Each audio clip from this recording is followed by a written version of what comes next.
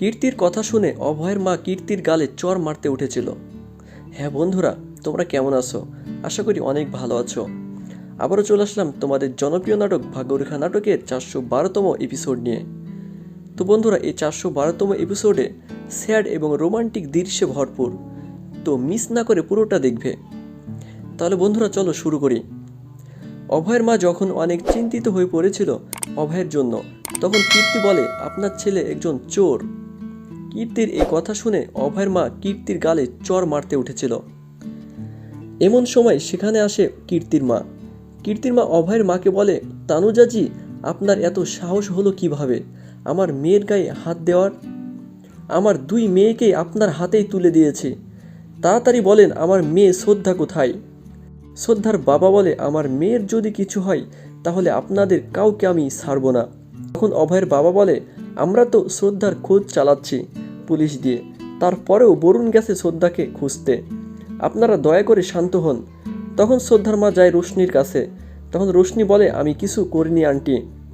তখন কীর্তির মা বলে, আমি কি তোমাকে কিছু বলেছি? তুমি এত ভয় পাচ্ছ কেন? তখন রোশনি কুণালের দিকে তাকায়। কুণাল ভয় পাচ্ছিল রোশনি সব কথা বলে দেবে বলে। রোশনি যখন কীর্তির মায়ের কাছে কীর্তির দোষ দেয়, তখন কীর্তি বলে, আমার পুরো বিশ্বাস আছে এই কাজ অভয় করেছে। কীর্তি যখন অভয়ের দোষ দেয়, তখন অভয়ের মা প্রতিবাদ করে।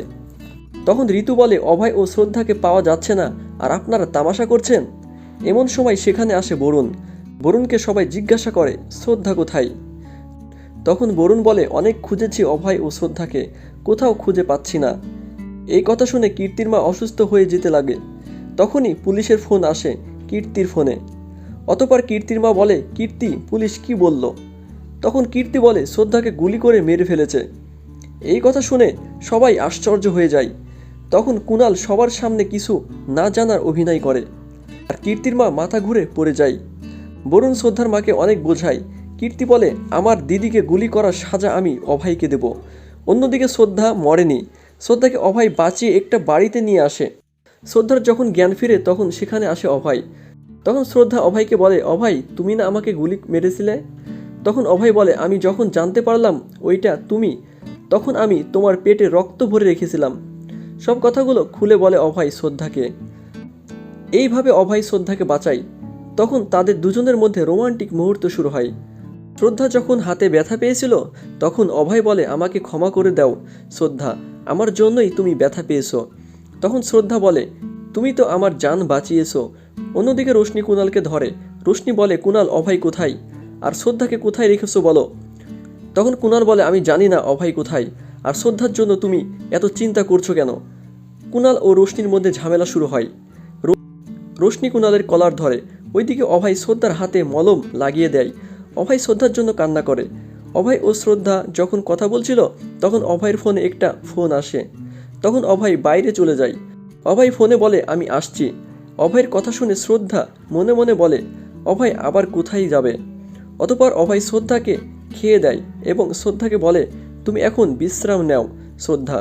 অন্যদিকে কীর্তির মা অনেক অসুস্থ হয়ে পড়ে। কীর্তি তার মাকে বলে, মা, তুমি কেন এত চিন্তা করছো? তারপরেও শ্রদ্ধার মা অজ্ঞান হয়ে পড়ে এবং অনেক কান্নাকাটি করে। আর তখনই সেখানে আসে অভয়। সবাই অভয়কে বলে, অভয়, তুমি কোথায় ছিলে? তোমার কিছু হয়নি তো? তখন অভয় বলে, আমি ঠিক আছি মা। তখন কীর্তি বলে, আমার দিদি কই অভয়? তুমি আমার দিদির সাথে কি করেছো? তুমি আমার দিদিকে গুলি করেছো? তখন কীর্তি অনেক রেগে যায় অভয়ের উপরে।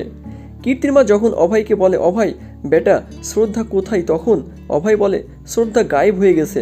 অভয় যখন কুণাল ও রোশনির সব কথাগুলো বলে দেয়, তখন কুণালকে বরুণ ও অভয় মিলে মারধর করে। কুণালকে মারতে দেয় না আরতি, আর রোশনিকে অনেক বকাবকি করে অভয়। পরের দিন পুরোহিত আসে বাড়িতে। রোশনি ও অভয়ের বিয়ে হতে যাচ্ছিল। তাহলে কি অভয় ও রোশনির বিয়েটা হতে দেবে না শ্রদ্ধা? সেটা তোমাদের দেখাবো আগামী 413তম পর্বে। ততক্ষণে তোমরা এই চ্যানেলের সাথেই থেকো, এবং তোমরা যদি এই চ্যানেলে নতুন দর্শক হয়ে থাকো, তাহলে চ্যানেলটি এখনই সাবস্ক্রাইব করো। আর হ্যাঁ বন্ধুরা, তোমাদের এই ভিডিওগুলো কেমন লাগে কমেন্টের মাধ্যমে জানাবে। ধন্যবাদ।